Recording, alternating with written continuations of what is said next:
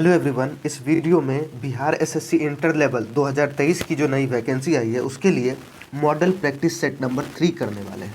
ये जो हमारा मॉडल प्रैक्टिस सेट है ये हमारा किरण पब्लिकेशन की जो बुक है बिहार एसएससी सेकेंड इंटर स्तरीय प्रारंभिक परीक्षा प्रैक्टिस वर्क बुक, उस बुक की जो हमारा मॉडल प्रैक्टिस सेट है वो सेट नंबर 3 करने वाले हैं। और इसके अलावा जो सेट नंबर 1 है, सेट नंबर 2 है, ये हमने पहले ही करा रखा है। अगर आपने अभी तक उस वीडियोस को नहीं देखा तो अभी जाकर आप इस चैनल के प्लेलिस्ट पर जाकर देख सकते हैं। तो आइए इस वीडियो में मॉडल प्रैक्टिस सेट नंबर 3 के जितने भी जीके के क्वेश्चन, टोटल जीके 50 नंबर के पूछे जाते हैं, ये बात आपको ध्यान रखना है। तो जो 50 नंबर का जीके होगा उस पूरे जीके के क्वेश्चंस को इस वीडियो में देखने वाले हैं। तो आइए शुरुआत करते हैं। हेलो एवरीवन, मेरा नाम है आयुष और स्वागत है आप सभी का एसएससी पॉइंट यूट्यूब चैनल पर। तो आइए शुरुआत करते हैं। हमारा पहला क्वेश्चन यहाँ से शुरुआत होता है। ब्रह्मपुत्र नदी के संदर्भ में निम्नलिखित में से कौन सा कथन सही है? ऑप्शन 1, इसे तिब्बत में सांगपो और चीन में यारलुंग जांगबो कहा जाता है। ऑप्शन 2, चेमा युंगडुंग ग्लेशियर इसका स्रोत है।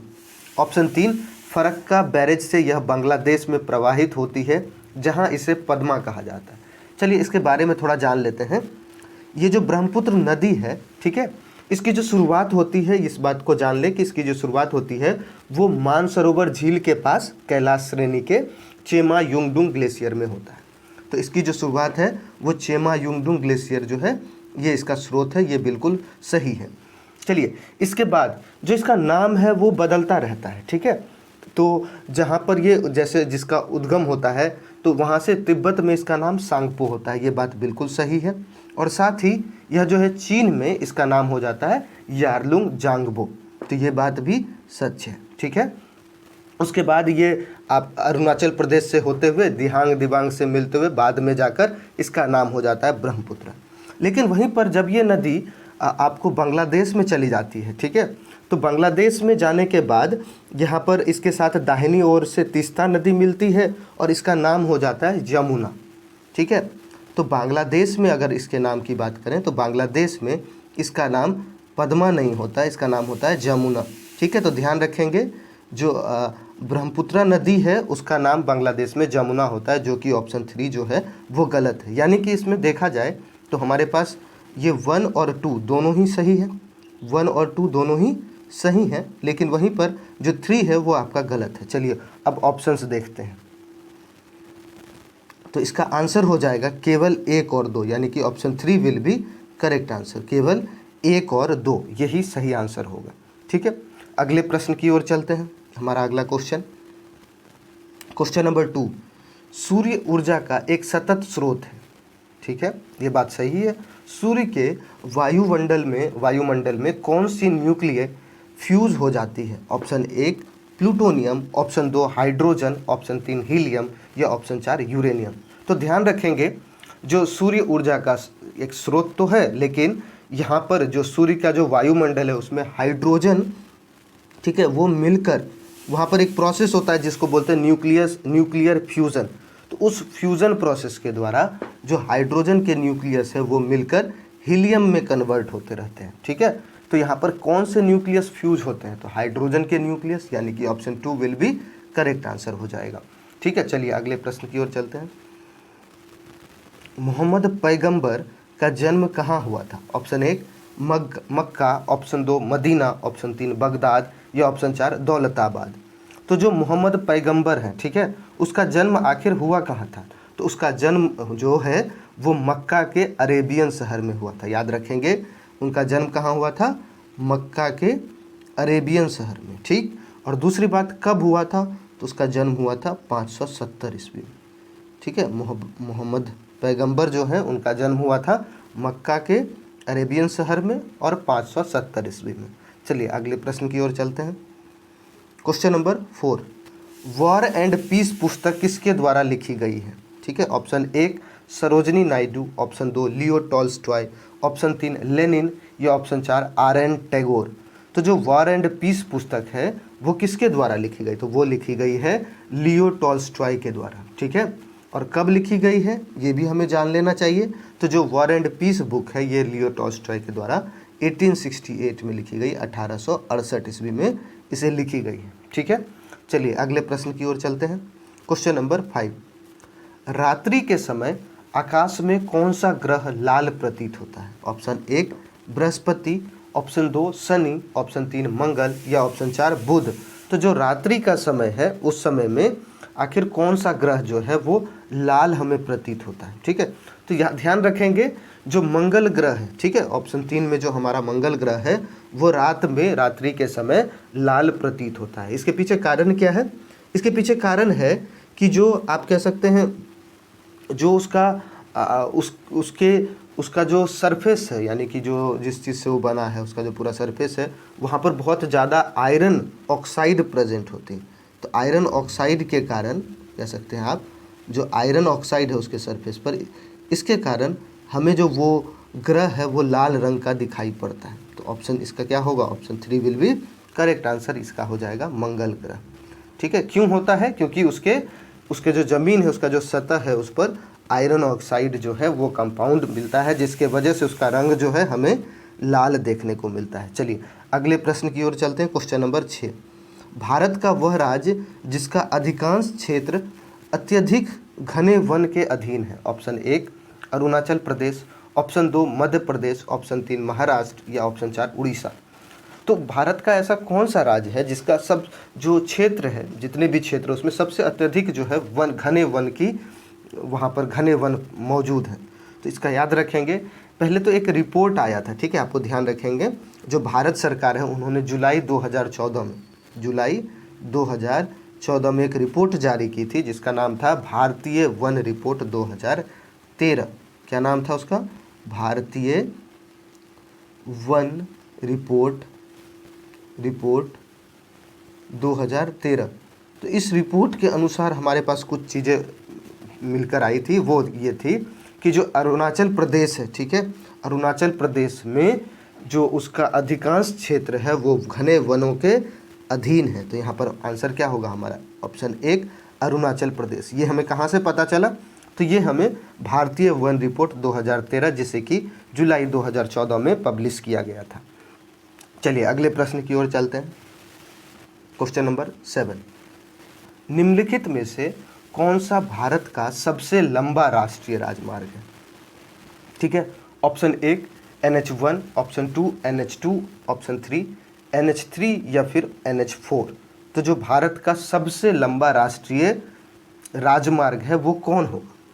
याद रखेंगे, यहाँ पर जो चारों NH है उनका जरा लंबाई देख लीजिए। जो NH1 है उसकी लंबाई है लगभग 535 किलोमीटर। ठीक है, NH1 की लंबाई 535 किलोमीटर। वहीं पर अगर NH2 की बात करें तो इसकी जो लंबाई है वो 1214 किलोमीटर है। ठीक है, 1214 किलोमीटर। और जो NH3 है उसकी लंबाई है 427 किलोमीटर और NH4 की जो लंबाई है वो है 230 किलोमीटर।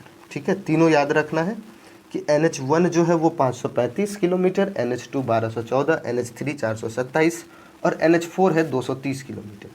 तो यहाँ पर पूछा जा रहा है कि सबसे लंबा राष्ट्रीय राजमार्ग कौन सा है? तो सबसे लंबा राष्ट्रीय राजमार्ग होगा NH2, यानी कि ऑप्शन 2 जो है वो आपका करेक्ट आंसर होगा। चलिए अगले प्रश्न की ओर चलते हैं। A thing of beauty is a joy for ever पंक्तियाँ किसने लिखी थी? ऑप्शन 1 PB शैली, option 2 Rabindranath Tagore, option 3 John Keats या ऑप्शन 4 अरस्तु। तो a thing of beauty is a joy for ever, ये पंक्तियाँ आखिर किसने लिखी थी? तो यह जॉन कीट्स द्वारा लिखित कविता है। ठीक है, जॉन कीट्स द्वारा लिखित एक कविता थी जिसका नाम था एंडीमियन। ठीक है, एंडीमियन जो है उसी में से ये पंक्तियाँ उठाई गई है। A thing of beauty is a joy for ever. ठीक है, तो किस कविता से ली गई है? तो वो है एंडीमियन।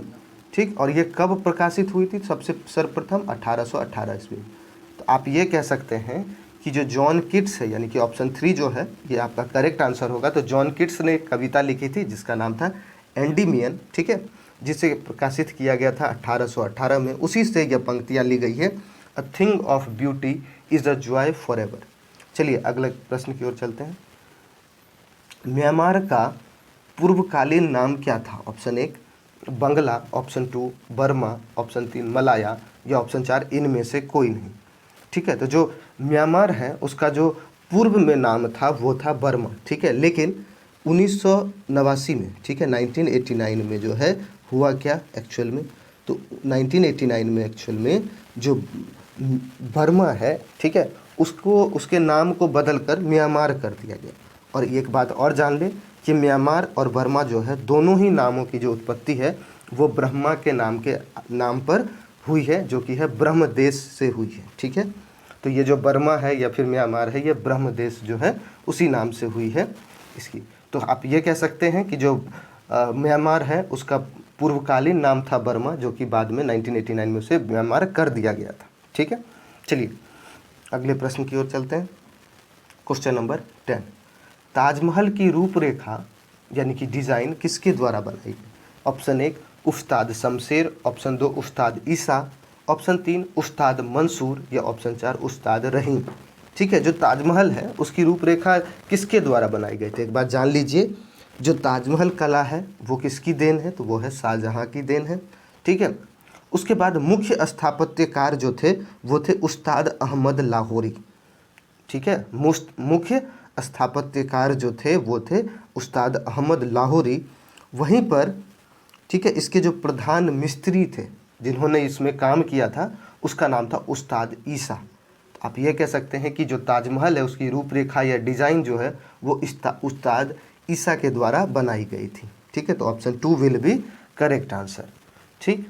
तो ताजमहल जब भी आ जाए उसके डिज़ाइन से रिलेटेड तो 3 नाम हमें याद रखना है। ये किसकी देन है? तो ये शाहजहाँ की देन है, ठीक है। उसके बाद जो मुख्य स्थापत्यकार थे वो थे उस्ताद अहमद लाहौरी, ठीक है। इसी के ये जो आप कह सकते हैं ताजमहल की जो मुख्य स्थापत्यकार थे, इसी वजह से शाहजहाँ ने उन्हें एक उपाधि भी दी थी जिसका नाम था नादिर उल अस्त्र, ठीक है। नादिर उल अस्त्र की उपाधि किसे दी गई थी? तो वो थे उस्ताद अहमद लाहौरी जी, ठीक है। चलिए अगले प्रश्न की ओर चलते हैं। हरित स्थल ग्रीनलैंड है। ऑप्शन 1 बर्फ से पूरी तरह ढका महाद्वीप, ऑप्शन 2 बड़ी बर्फ चादर, ऑप्शन 3 बर्फ से ढका उच्च पठार या ऑप्शन 4 निम्न पठार। तो जो ग्रीनलैंड है, ठीक है, ग्रीनलैंड जो है वो है कहाँ पर? तो वो कह सकते हैं आर्कटिक महासागर में अवस्थित है और यह दुनिया का मतलब पूरे विश्व का सबसे बड़ा द्वीप भी है, ठीक। और इसका जो 80% भाग है वो लगभग बर्फ से ढका हुआ है। तो इसमें आंसर क्या होगा? इसका आंसर होगा ऑप्शन 1 बड़ी बर्फ चादर, जो यहाँ पर ऑप्शन 2 देख रहे हैं आपको, ठीक है। चलिए अगले प्रश्न की ओर चलते हैं। क्वेश्चन नंबर 12, किस संशोधन द्वारा धर्मनिरपेक्षता और समाजवादी ये शब्द भारतीय संविधान की उद्देशिका में जोड़े गए थे? ऑप्शन 1 24वां, ऑप्शन 2 42वां, ऑप्शन 3 44वां या ऑप्शन 4 46वां। तो जो धर्मनिरपेक्षता है और जो समाजवादी है ये दोनों ही शब्द भारतीय संविधान में जोड़े गए थे। तो वो जो आप कह सकते हैं वहाँ पर जो संशोधन हुआ था उस संशोधन का जो नाम है या कौन सा संशोधन था वो था 42वां संशोधन 1976, 1976 में 42वां संशोधन 1976 में ये चीज़ें जोड़ी गई थी। और ये जो संशोधन हुआ था इसमें कई सारे परिवर्तन हुए थे, इसीलिए इसे मिनी कॉन्स्टिट्यूशन के भी नाम से जाना जाता है, मिनी कॉन्स्टिट्यूशन के नाम से जानते हैं इसे, ठीक है। तो ये भी याद रखेंगे कि जो ये संशोधन हुआ कब था? 42वां संविधान संशोधन, तो 1976 में। इसके द्वारा क्या हुआ था? तो जो भारतीय संविधान की जो उद्देशिका है उसमें धर्मनिरपेक्षता और समाजवादी ये 2 शब्द जोड़े गए थे। चलिए अगले प्रश्न की ओर चलते हैं। ताजमहल बनवाया था? ऑप्शन 1 मुमताज महल ने, ऑप्शन 2 औरंगजेब ने, ऑप्शन 3 हुमायूं ने या ऑप्शन 4 शाहजहां ने। तो अभी हमने देखा कि जो ताजमहल था उन्होंने किसने बनवाया था? वो शाहजहां ने बनवाया था। तो option 4 will be correct answer. ये कब बनवाया था? तो 1632 ईस्वी में, 1632 ईस्वी में इसे बनवाया गया था। क्यों बनवाया गया था? तो शाहजहां ने अपनी पत्नी मुमताज महल की याद में इसका निर्माण करवाया था, ठीक है। ये है कहाँ पर? तो यह उत्तर प्रदेश के आगरा में यमुना नदी जो है उसके दक्षिणी तट पर स्थित है। याद रखेंगे कहाँ पर है? तो आगरा में। किस नदी के तट पर? यमुना नदी के तट पर। किस तट पर? दक्षिणी तट पर, ठीक है। तो ये बातें आपको ध्यान रखनी। चलिए अगले प्रश्न की ओर चलते हैं। क्वेश्चन नंबर 14, संसद के 2 सत्रों के मध्य समय अंतराल नहीं होना चाहिए। ऑप्शन 1 3 माह से अधिक, ऑप्शन 2 6 माह से अधिक, ऑप्शन 3 9 माह से अधिक, या ऑप्शन 4 1 वर्ष से अधिक। ठीक है, तो याद रखेंगे ये बात कि जो संसद के 2 सत्र हैं उसके मध्य जो अंतराल है वो 6 माह से अधिक नहीं होना चाहिए। कहीं ना कहीं 6 माह या उससे कम में बैठक होती रहनी चाहिए। ये कैसे हमें पता चलता है? तो याद रखेंगे, भारत का एक संविधान है, भारत संविधान के जो अनुच्छेद नंबर 85 यानी कि 85वां आर्टिकल जो है वो हमें क्या कहता है? वो कहता है कि जो राष्ट्रपति है वो अपने इच्छा अनुसार दोनों सदनों की बैठक जो है उसका आयोजन कर सकते हैं, और साथ ही यह जो सत्र है यह 6 महीने के एक सत्र में चलने वाली जो बैठक है उसमें हस्तक्षेप नहीं करेगा। कौन नहीं करेगा? तो जो राष्ट्रपति है। ठीक है, चलिए अगले प्रश्न की ओर चलते हैं। राष्ट्रपति के चुनाव के लिए निर्धारित अधिकतम आयु आखिर क्या निर्धारित की गई है? ऑप्शन 1 है 58 वर्ष, ऑप्शन 2 60 वर्ष, ऑप्शन 3 62 वर्ष, या ऑप्शन 4 ऐसी कोई सीमा नहीं। तो याद रखेंगे कि जो 58 आर्टिकल 58 है, ठीक है, उसके अनुसार क्या चीज़ें हैं जरा जान लीजिए, तब आपको इसके उम्र के बारे में ठीक से पता चलेगा। तो आर्टिकल 58 के अनुसार यह है कि कोई भी व्यक्ति राष्ट्रपति के रूप में निर्वाचन के योग्य माना नहीं जाएगा। कब माना नहीं जाएगा? जब उसकी आयु जो है वो 35 वर्ष की आयु ना हो जाए, ठीक है, या फिर जो लोकसभा है उसके चुनाव लड़ने की योग्यता वो प्राप्त ना कर ले। ठीक, तो मिनिमम आप कह सकते हैं 25 वर्ष होना चाहिए लोकसभा के चुनाव के लिए, और वहीं पर जो राज्यसभा है उसके लिए 35 वर्ष। ठीक, लेकिन संविधान में जो अधिकतम आयु है उसके बारे में कोई उल्लेख नहीं किया गया। मतलब हम ये कह सकते हैं जो आर्टिकल 58 है उसमें मिनिमम एज, ठीक है, जो मिनिमम एज है वो तो बता दिया गया, लेकिन मैक्सिमम कितना होगा, अधिकतम कितनी उम्र होगी, इसके बारे में कोई सीमा नहीं दिया गया। तो यहाँ पर होगा ऑप्शन 4 ऐसी कोई सीमा नहीं, ये आपका करेक्ट आंसर होगा। चलिए अगले प्रश्न की ओर चलते हैं। क्वेश्चन नंबर 16 भारतीय बिस्मार्क के रूप में जाना जाता है। ऑप्शन 1 नेहरू, ऑप्शन 2 राजा जी, ऑप्शन 3 पटेल, या ऑप्शन 4 कामराज। तो जो भारतीय बिस्मार्क है, ठीक है, ये जो बिस्मार्क नाम है ये कहाँ से हमें नज़र आता है? तो ये कहीं ना कहीं जर्मनी के ऑटो वन बिस्मार्क के नाम से वो जो बिस्मार्क शब्द है वो लाया गया। तो ध्यान रखेंगे जो भारत के प्रथम गृह मंत्री थे, ठीक है, या फिर कह सकते उप प्रधानमंत्री सरदार वल्लभ भाई पटेल, उन्हें कहा जाता है बिस्मार्क के रूप में जाना जाता है, यानी कि पटेल होगा आपका आंसर। क्यों ऐसा होता है? क्योंकि उन्होंने जो भारत है उसके अंदर लगभग छोटे छोटे 562 राज्यों को एक किया था, और यही कुछ ऐसा ही काम जो है जर्मनी के ऑटो वन बिस्मार्क ने 1860 में यूनिफिकेशन ऑफ जर्मनी कह सकते हैं आप, ठीक है, जर्मनी के एकीकरण में बहुत अहम भूमिका निभाई थी ऑटो वन बिस्मार्क ने। और ऐसा ही कुछ काम जो आप कह सकते हैं सरदार वल्लभ भाई पटेल है, उन्होंने भारत के अलग अलग रियासतों और राज्यों को एक साथ मिलाने का काम किया था, इसलिए पटेल को भारतीय बिस्मार्क के रूप में भी जाना जाता है। अगले प्रश्न की ओर चलते हैं। अली अकबर निम्नलिखित में से कौन सा संगीत वाद्य बजाते थे? ऑप्शन 1 तबला, ऑप्शन 2 बांसुरी, ऑप्शन 3 सरोद, या ऑप्शन 4 सितार। तो जो अली अकबर खान थे, ठीक है, वो जो थे वो सरोद बजाते थे। याद रखेंगे ये सरोद बजाते थे। और कौन से घराने के थे? तो वो थे मेहर घराना, ठीक है, कहाँ से?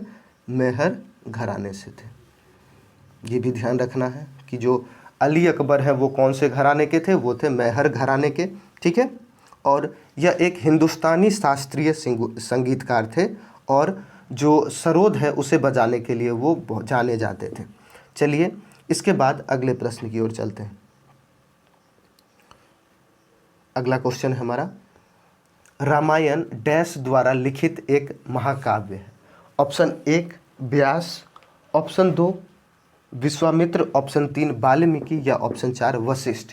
तो जो रामायण है वो किसके द्वारा लिखित है? वो एक कह सकते हैं आप रामायण के बारे में कि ये मूलतः जो है वो प्राचीन भारत के जो एक ऋषि वाल्मीकि हैं उन्हीं के द्वारा लिखा गया है। तो यहाँ पर होगा ऑप्शन 3 विल बी करेक्ट कि वाल्मीकि द्वारा ये रामायण लिखा गया है, ठीक। ठीक है। इसके बारे में और बातें अगर जान ली जाए तो इसमें टोटल जो है कुल मिलाकर 96,000 छंद है, 96,000 छंद है, ठीक है। और इसे जो है कितने भागों में विभाजित किया गया है, तो इसे 7 भागों में विभाजित किया गया है। चलिए अगले प्रश्न की ओर चलते हैं। अध्यापक दिवस मनाया जाता है, ऑप्शन 1 14 नवंबर को, ऑप्शन 2 अक्टूबर, ऑप्शन 3 15 अगस्त को, या फिर ऑप्शन 4 5 सितंबर को। तो जो अध्यापक दिवस है, ठीक है, वो कब मनाया जाता है, तो वो मनाया जाता है 5 सितंबर को, याद रखेंगे, ठीक है। किसके जन्मदिन के दिन मनाया जाता है, तो ये महान अध्यापक डॉक्टर सर्वपल्ली राधाकृष्णन के जन्मदिन के दिन मनाया जाता है, उसी दिन को मनाते हैं अध्यापक दिवस, ठीक है। तो 5 सितंबर होगा आपका आंसर। चलिए अगले प्रश्न की ओर चलते हैं। क्वेश्चन नंबर 20, सामूहिक खेती यहाँ के घास स्थलों में की जाती है, option 1 steppes, option 2 veld, option 3 prairie, या ऑप्शन 4 पंपास। तो जो सामूहिक खेती है, याद रखेंगे, वो स्टेपीज घास के मैदानों में की जाती है, तो यहाँ पर होगा ऑप्शन 1 करेक्ट आंसर होगा स्टेपीज, ठीक है। अगले क्वेश्चन की ओर चलते हैं। बोस्टन टी पार्टी थी, ऑप्शन 1 एक वार्षिक सामाजिक कार्य, ऑप्शन 2 चाय पत्तियों की फसल का समारोह, ऑप्शन 3 बोस्टन में के चाय पियक्करों के विरुद्ध विरोध, या चाय कर के विरोध। तो जो बोस्टन टी पार्टी थी, ठीक है, वो चाय कर के विरोध में थी, तो यहाँ पर होगा ऑप्शन 4 जो कि करेक्ट आंसर होगा। चलिए अगले प्रश्न की ओर। क्वेश्चन नंबर 22, निम्नलिखित में से किस आंदोलन का नेतृत्व महात्मा गांधी द्वारा नहीं किया गया था, ऑप्शन 1 सविनय अवज्ञा आंदोलन, ऑप्शन 2 चंपारण सत्याग्रह, ऑप्शन 3 बारदोली सत्याग्रह, या ऑप्शन 4 असहयोग आंदोलन। तो जो महात्मा गांधी है उनके द्वारा कौन सा आंदोलन जो है उसका नेतृत्व नहीं किया गया था, तो याद रखेंगे कि जो आप कह सकते हैं बारदोली सत्याग्रह है, उसका जो नेतृत्व है वो सरदार पटेल ने की थी, ना कि महात्मा गांधी ने। इसके बारे में और बातें अगर जान ले तो एक्चुअल में हुआ क्या था, बारदोली सत्याग्रह के पीछे क्या कहानी है कि जो लगभग 1928 में, ठीक है, 1928 के वर्ष के दौरान क्या हुआ था कि जो कपास है उसके मूल्य में काफ़ी गिरावट आ गई थी, और उसके बाद जो सरकार है उन्होंने राजस्व को लगातार बढ़ोतरी की घोषणा कर दी। तो एक तरफ जो कपास है उसके मूल्य को भी कम कर दिया गया, और जो आप कह सकते हैं जो कर है वो बढ़ा दिया गया। तो इसके कारण कई सारी परेशानियों का सामना करना पड़ा, जिसके बाद सरदार वल्लभ भाई पटेल जो हैं इन्होंने बारदोली सत्याग्रह की शुरुआत करते हैं। इसी के बाद इस आंदोलन में जो पारसी महिला नीलूबेन पेटिट, ठीक है, मनीबेन पटेल, सरदार बेन शाह, ये सभी ने योगदान दिया था इस बारदोली सत्याग्रह में, और इसी में जो वल्लभ भाई पटेल है उन्हें सरदार की उपाधि भी दी गई थी। चलिए अगले प्रश्न की ओर चलते हैं। यूपीएससी संघ लोक सेवा आयोग के सदस्य कितनी अवधि तक पदासीन रहते हैं, ऑप्शन 1 6 वर्ष या 63 वर्ष तक की आयु होने तक का, जो भी पहले हो, ऑप्शन 2 5 वर्ष तक या 60 वर्ष तक की आयु तक का होने तक, जो भी पहले हो, ऑप्शन 3 4 वर्ष तक या 65 वर्ष तक की आयु का होने तक, जो भी पहले हो, या ऑप्शन 4 6 वर्ष तक या 65 वर्ष तक की आयु का होने तक। याद रखेंगे जो यूपीएससी यानी कि संघ लोक सेवा आयोग है, इसके सदस्य जो है या तो 6 वर्ष तक रह सकते हैं, ठीक है, या फिर 65 वर्ष की आयु होने तक पदासीन रह सकते हैं, जो भी पहले हो जाए। मतलब अगर कोई व्यक्ति आप कह सकते हैं यूपीएससी के पद पर बैठा है तो या तो वो 6 वर्ष तक लगातार रहेगा, लेकिन अगर उससे पहले उसकी आयु जो है वो 65 वर्ष पूरी हो जाती है तो 65 वर्ष जैसे ही कंप्लीट पूरा हो जाएगा वो तभी तक उस पर पदासीन रह सकते हैं। तो यहाँ पर जो आंसर होगा वो ऑप्शन 4 होगा, 6 वर्ष तक या 65 वर्ष तक की आयु होने तक, जो भी हो जाए इन दोनों में से पहले, ऐसा माना जाएगा। चलिए अगले प्रश्न की ओर चलते हैं। IRDP किसके दौरान प्रारंभ की गई थी, ऑप्शन 1 तृतीय पंचवर्षीय योजना, ऑप्शन 2 छठी पंचवर्षीय योजना, ऑप्शन 3 पांचवी पंचवर्षीय योजना, या ऑप्शन 4 चौथी पंचवर्षीय योजना। तो जो IRDP है, ठीक है, इसका जो यह जो कार्यक्रम है इसकी जो प्रारंभ हुई थी ये छठी पंचवर्षीय योजना के दौरान IRDP स्टार्ट हुई थी। इसका उद्देश्य क्या था, इसका उद्देश्य था ग्रामीण युवाओं को स्वरोजगार प्रदान करना था, ठीक है। तो ये हो जाएगा IRDP जो है उसका जो प्रारंभ है वो कब हुआ था, वो छठी पंचवर्षीय योजना के दौरान हुआ था। चलिए अगले प्रश्न की ओर चलते हैं। क्वेश्चन नंबर 25, वेदांगों की संख्या बताइए। ऑप्शन 1 11, ऑप्शन 2 6, ऑप्शन 3 4 या ऑप्शन 4 5। तो जो वेदांग है, ठीक है, वेदांगों की जो कुल संख्या है वो है 6। कौन कौन से वेदांग हैं? तो शिक्षा, कल्प, व्याकरण, निरुक्त, छंद और ज्योतिष। तो टोटल जो वेदांग हैं, ठीक है, वो वेदांग टोटल हैं 6। ठीक, अगले प्रश्न की ओर चलते हैं। भूकंप लेखी द्वारा निम्नलिखित में से किसको सबसे पहले रिकॉर्ड किया जाता है? ऑप्शन 1 आर तरंगे, ऑप्शन 2 पी तरंगे, ऑप्शन 3 एस तरंगे या ऑप्शन 4 एल तरंगे। तो जो भूकंप लेखी है उसके द्वारा जो रिकॉर्ड किया जाता है वो याद रखेंगे, वो पी तरंगों को रिकॉर्ड किया जाता है, यानी कि ऑप्शन 2 जो है वो करेक्ट आंसर होगा, पी तरंगे। ठीक है, इसके बारे में और जान ले। जो पी तरंगे है ये सबसे अधिक गति से चलती है और इसकी जो रफ्तार है लगभग 8 से लेकर के 14 किलोमीटर प्रति सेकेंड तक की इसकी गति होती है। 8 से 14 किलोमीटर प्रति सेकेंड की गति से ये चलती है पी तरंगे, और यही इसी को भूकंप लेखी जो है वो रिकॉर्ड कर लेते हैं। ठीक, चलिए अगले प्रश्न की ओर चलते हैं।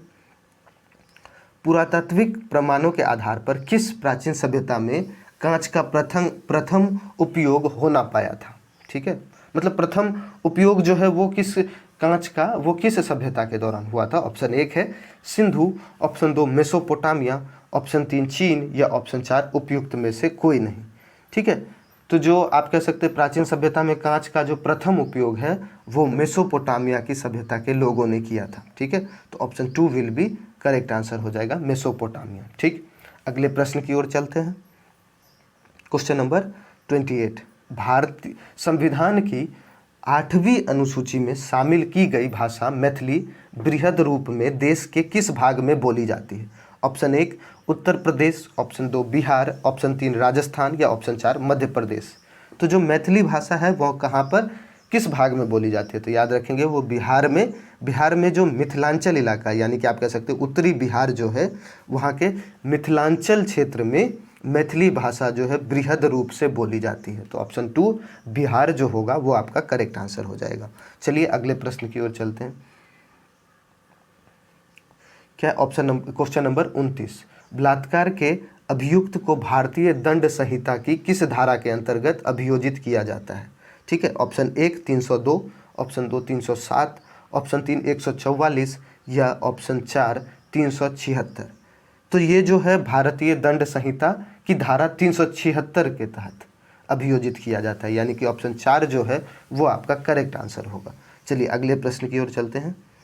क्वेश्चन नंबर 30, निम्नलिखित में से कौन एक प्रकार का चेक नहीं है? ठीक है, ऑप्शन 1 है crossed cheque, option 2 blank cheque, option 3 bearer cheque या ऑप्शन 4 स्पीड चेक।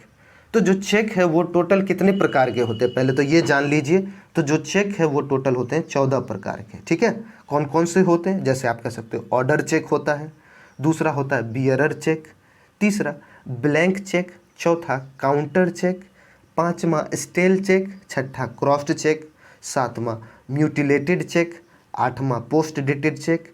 ठीक है, उसके बाद ओपन चेक। इस तरीके से कई सारे चेक होते हैं। तो हमारे पास ये पूछा जा रहा है कि कौन चेक नहीं है, तो क्रॉस्ड चेक है, ब्लैंक चेक भी होता है, बियरर चेक भी होता है, लेकिन जो स्पीड चेक है, ठीक है, ये चेक जो है ये चेक नहीं होता। तो ऑप्शन 4 जो है ये आपका करेक्ट आंसर हो जाएगा। चलिए अगले प्रश्न की ओर चलते हैं। क्वेश्चन नंबर 31, बिहार का राजकीय पक्षी है? ऑप्शन 1 गोरैया, ऑप्शन 2 कोयल, ऑप्शन 3 तोता या ऑप्शन 4 इनमें से कोई नहीं। तो जो बिहार है उसका जो राजकीय पक्षी है वो आपका होगा गोरैया, यानी कि ऑप्शन 1 जो है ये आपका करेक्ट आंसर होगा। चलिए अगले क्वेश्चन की ओर चलते हैं। बांदीपुर राष्ट्रीय उद्यान कहाँ पर है? Option 1 Andhra Pradesh, option 2 Karnataka, option 3 Assam या ऑप्शन 4 उड़ीसा। तो जो बांदीपुर आप कहते हैं ना उद्यान, यह एक टाइगर रिजर्व भी है और राष्ट्रीय उद्यान भी है। ये कहाँ पर है? तो ये कर्नाटक में है। कर्नाटक के किस जगह पर? तो कर्नाटक के चामराजनगर जो है वहीं पर है। इसकी स्थापना कब हुई थी बांदीपुर राष्ट्रीय उद्यान की? तो इसकी स्थापना हुई थी 1974 में। याद रखेंगे इस चीज़ को, इसकी स्थापना कब हुई थी? इसकी स्थापना हुई थी 1974 में। चलिए अगले प्रश्न की ओर चलते हैं। नवगठित राज्य तेलंगाना का अस्तित्व किस राज्य के विभाजन से होने को है? Option 1 Tamil Nadu, option 2 Andhra Pradesh, option 3 पश्चिम बंगाल या ऑप्शन 4 केरल। तो जो तेलंगाना है, ठीक है, इसका जो अस्तित्व है वो किसके विभाजन से हुआ था? तो इसका जो विभाजन है वो किससे हुआ था? तो याद रखेंगे वो आंध्र प्रदेश राज्य से हुआ था। हालांकि जो दोनों ही राज्य हैं, तेलंगाना और आंध्र प्रदेश, दोनों की जो संयुक्त राजधानी है वो हैदराबाद है। ठीक है, तो याद रहे इन दोनों का, तेलंगाना और आंध्र प्रदेश। तेलंगाना और आंध्र प्रदेश जो है, ठीक है, एक्चुअल में आंध्र प्रदेश से ही टूटकर बना तेलंगाना, और दोनों की जो राजधानी है वो है हैदराबाद। चलिए अगले प्रश्न की ओर चलते हैं। हड़प्पा स्थल डैश नदी के तट पर स्थित है? Option 1 Saraswati, option 2 Sindhu, option 3 Beas और ऑप्शन 4 रावी। तो जो हड़प्पा स्थल है वो किस नदी के तट पर है? तो याद रखेंगे यह जो है रावी नदी, ठीक है, ये जो रावी नदी है उसी के तट पर हड़प्पा स्थल है। तो ऑप्शन 4 जो है वो आपका करेक्ट आंसर होगा। चलिए 35 नंबर क्वेश्चन। किस भारतीय राज्य ने किसी भ्रष्ट अधिकारी की संपत्तियों को राजसात करने का कानून पारित किया है? Option 1 Uttar Pradesh, option 2 Bihar, option 3 Kerala या ऑप्शन 4 तमिलनाडु। तो ये क्या होगा, कौन से राज्य है? तो वो है आपका बिहार राज्य। तो ऑप्शन 2 जो है वो आपका करेक्ट आंसर हो जाएगा। ठीक है, बिहार राज्य जो है इसने किसी भी भ्रष्ट अधिकारी जो है या फिर कोई भ्रष्टाचार में लिप्त व्यक्ति है उसकी संपत्ति को राजसात करने का कानून पारित किया है। ठीक है, अगले प्रश्न की ओर चलते हैं। Question number 36। निम्न में से कौन सा स्थल राजगीर में स्थित नहीं है?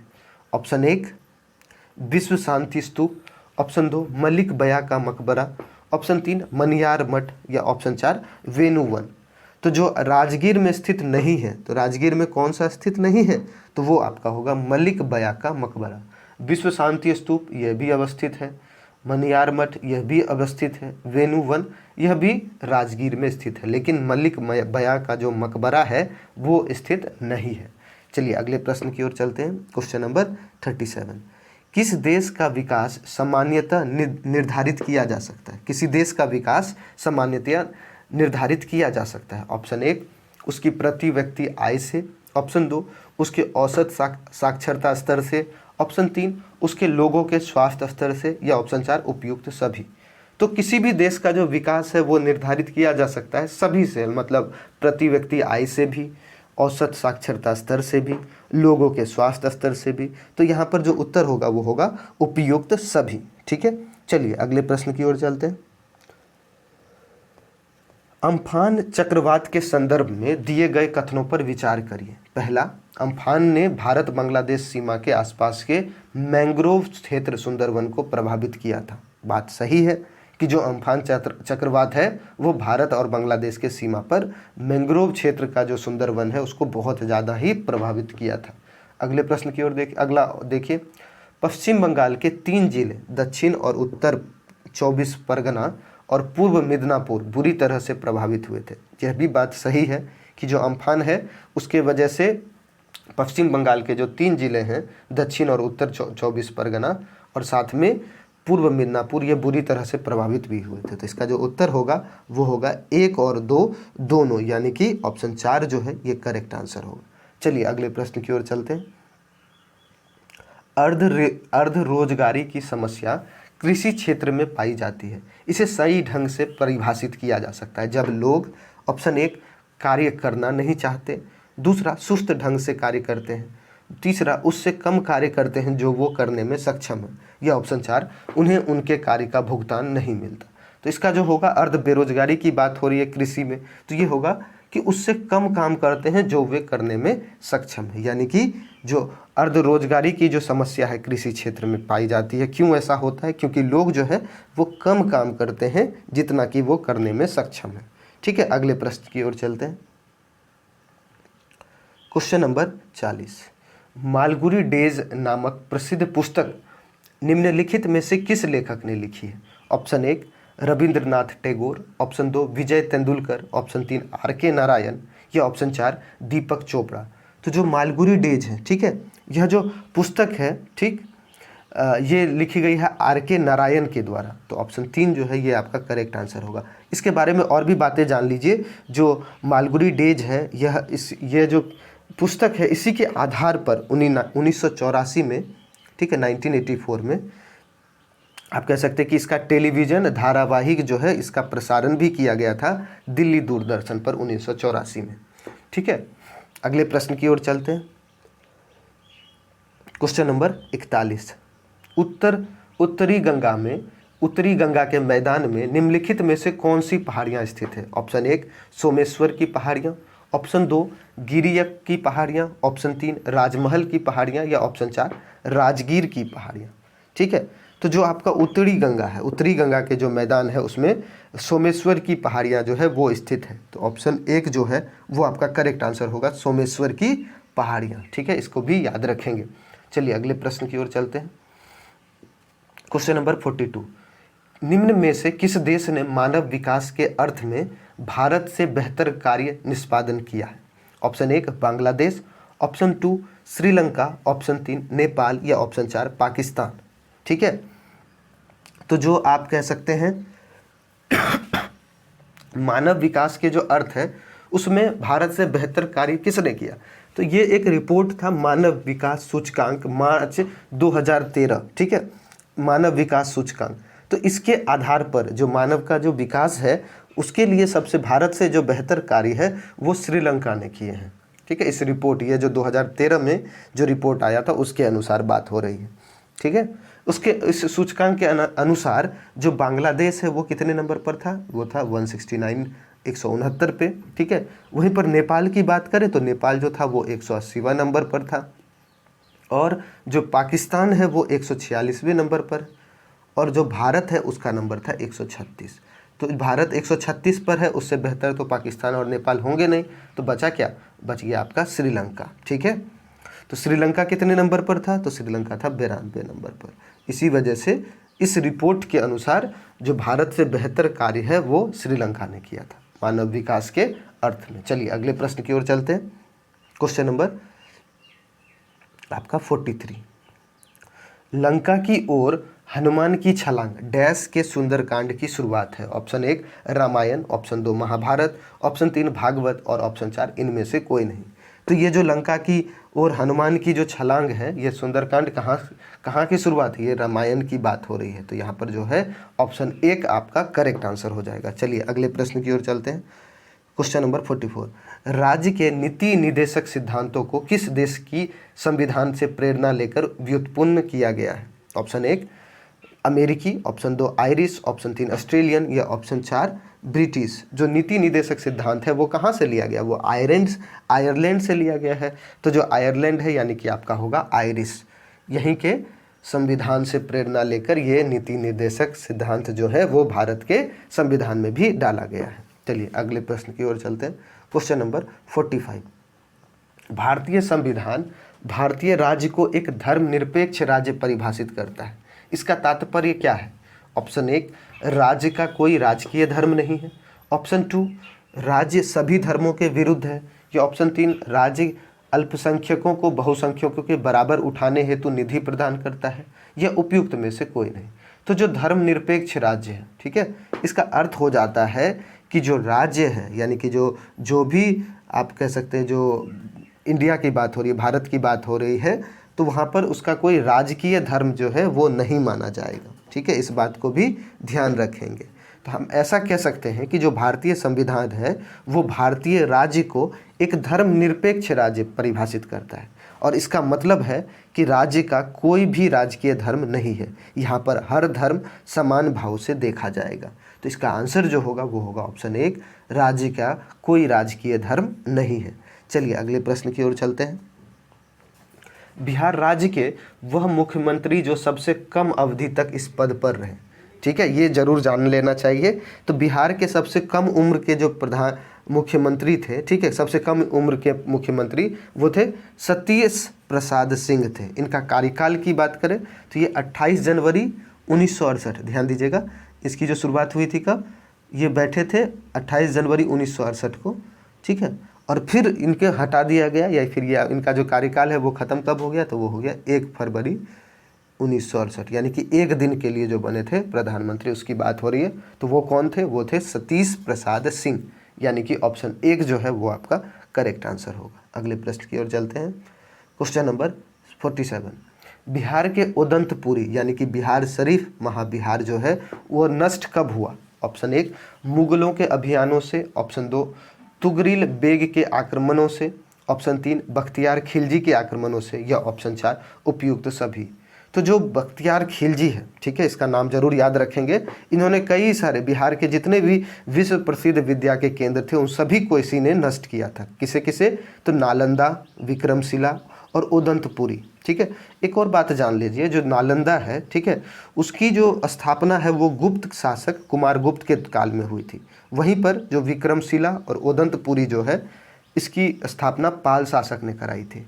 तो जो बिहार शरीफ में उदंतपुरी है, ठीक है, इसे जो नष्ट किया गया था वो मुस्लिम आक्रमणकारी बख्तियार खिलजी के द्वारा इसे नष्ट कर दिया गया था। तो ऑप्शन 3 जो है ये आपका करेक्ट आंसर होगा, बख्तियार खिलजी के आक्रमणों से, ठीक है, इसका नष्ट करवाया गया था। चलिए अगले प्रश्न की ओर चलते हैं।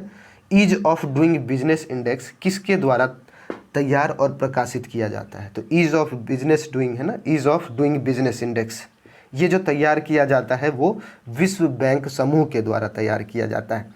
ऑप्शन 4 जो है वो करेक्ट आंसर होगा। और साथ में इसमें कुछ बातों को ध्यान रखा जाता है जिसके बेसिस पर, जिसके आधार पर ये इंडेक्स तैयार की जाती है। जैसे कि सबसे पहले व्यवसाय आरंभ करना, उसमें कितनी आसानी होती है किसी को भी, और क्या होता है, तो निर्माण की अनुमति देते हुए व्यवहार कैसा है। तीसरा, विद्युत की प्राप्ति है या नहीं है।